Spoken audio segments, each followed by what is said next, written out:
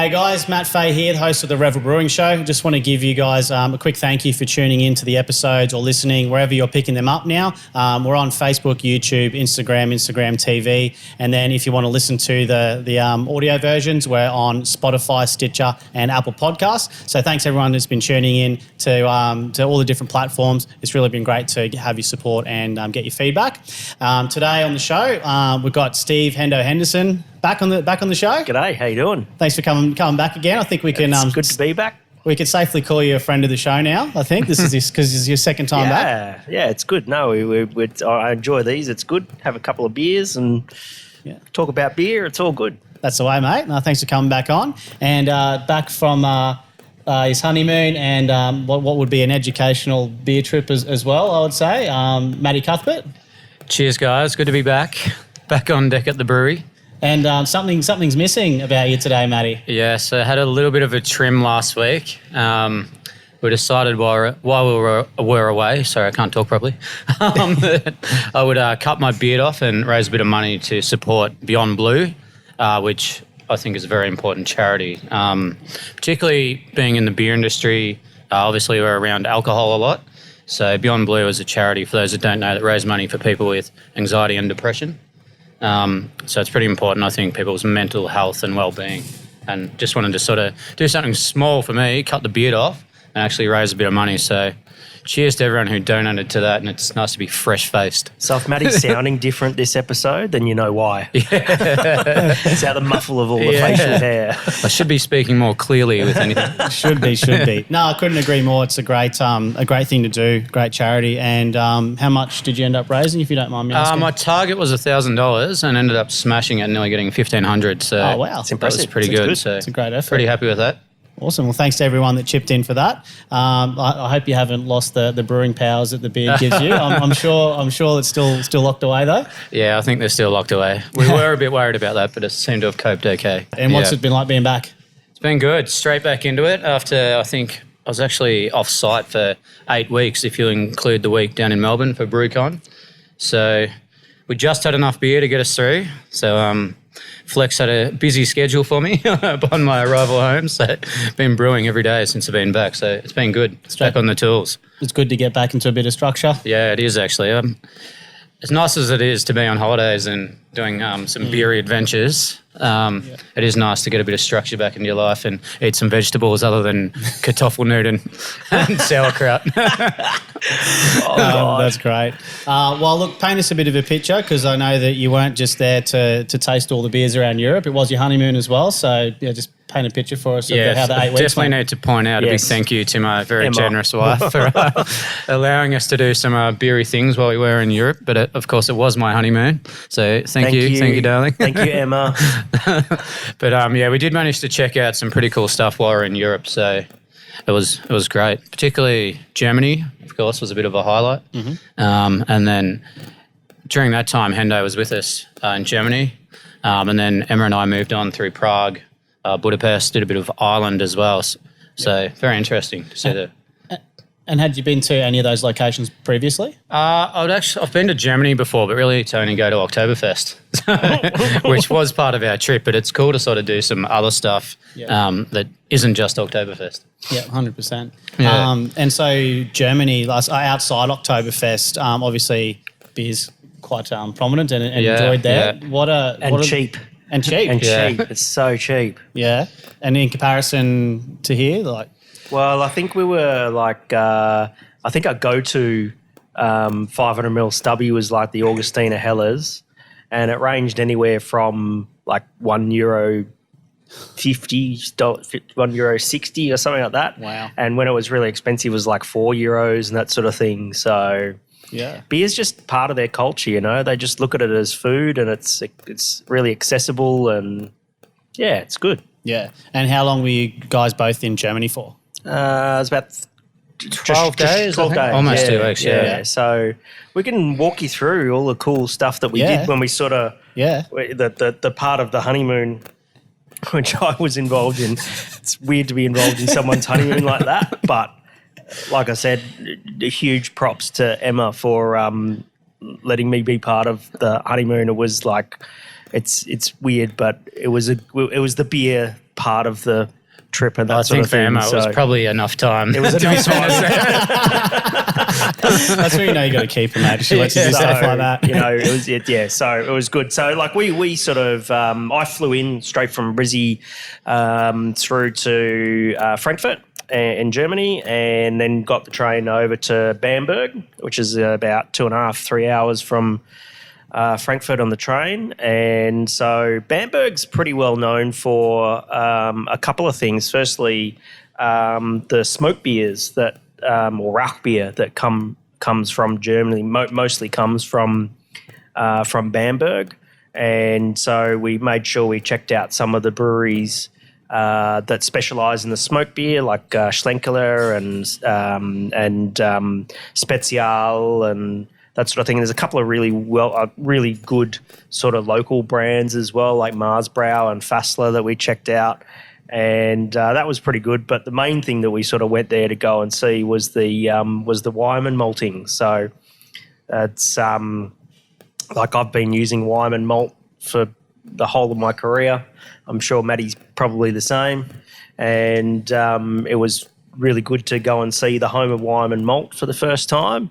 And we've both been to lots of maltings before in Australia, but my immediate perception of the Weyermann maltings is the place is just so clean, and it's and they're so fastidious around the quality of their product, and they had a lab on site and all that sort of thing. And it was really great to see. It really motivates you as a brewer to want to make better beer, because the people who are making the raw materials for your beer are really motivated about making good malt. So I'm going to ask a really noob question here, but what's a malting? What does that maltings involve? Is basically where they take barley from the field, and they run it through a process called malting, which is the short version of it is they kind of trick it into germinating, and that process of germinating of the barley grain makes some changes inside the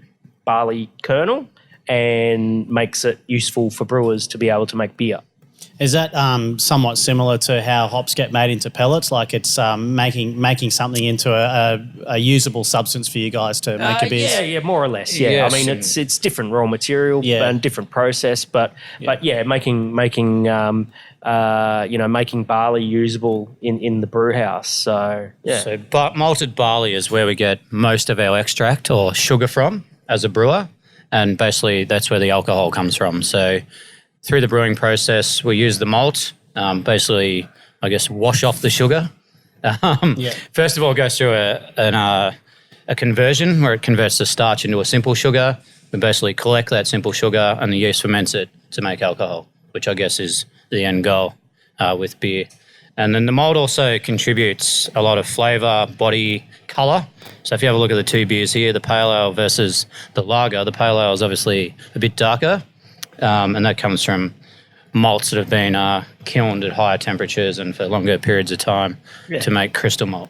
And then if you want to get a black beer like a stout or a black IPA or a black lager or something like that, that's malt that's gone through a roasting drum not too dissimilar to a coffee roaster. And that's what makes it black, and that's what makes the beer black. Absolutely. And the beer Hendo was talking about before, the Rauch beer, the smoke beer, traditionally to fire the kilns, they would use peat, similar to how they make scotch. So that would actually, the smoke would leach up into the malt and it would pick up a smoky flavour. So that's where that beer style sort of come from. Very traditional beer style.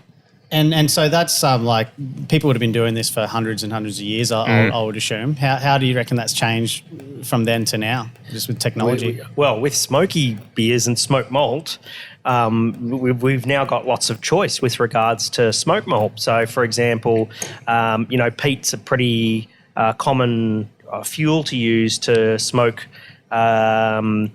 barley for distilling, for like in Islay whiskey and that sort of thing, where it has that real peaty flavour. The smoking that they use in Bamberg is actually beechwood smoke. And if you can get some smoked malt from out of the US, and that's done with cherry wood smoke. So to give you an idea, I mean, obviously you've had a peated whiskey before. at some stage? You have had a peated whiskey before, haven't you? I don't think so, Once across, actually. like an Ardbeg or something like that whiskey? No, I haven't had one. Okay, we need to go and drink whiskey. Okay. Beechwood smoke is like smoked bacon, and cherrywood smoke is like the smoke in smoked salmon. So they can all smell and taste completely differently just through the wood that's used to create the smoke, or the fuel that's used to create the smoke. So when you're looking to make a particular beer, have those aromas and tastes, you can go to those malts and think, okay, this malt's going to work well for what we're trying to get with this end result.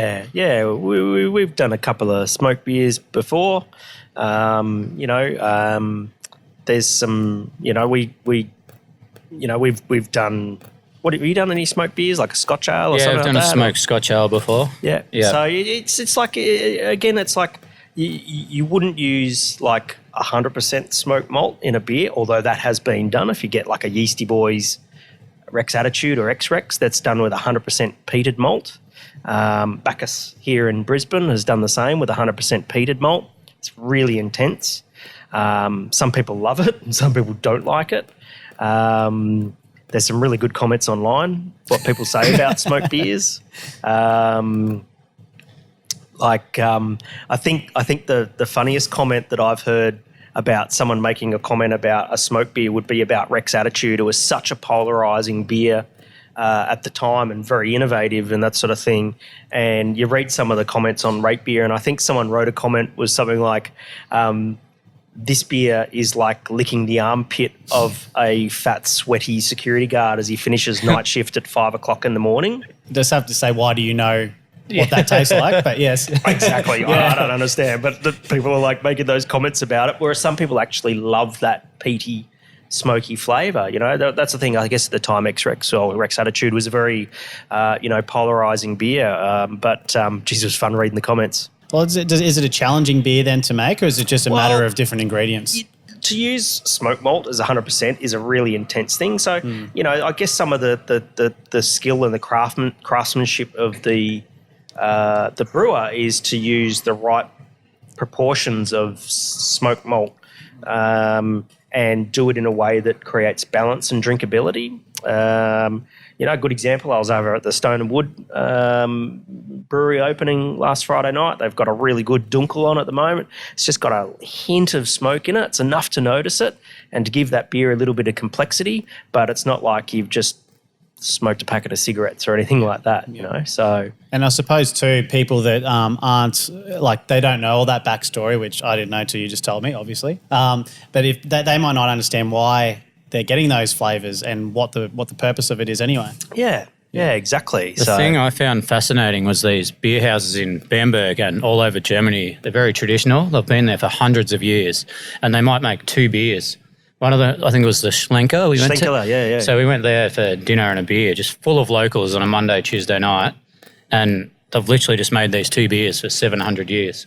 And they're both smoky beers, so that's all they sell. And, of course, great food and everything else that goes with it. There was a Rauch Helles and... Yeah, so like a light-coloured smoky beer and then a dark smoky beer. So a dunkel or dark. Yeah.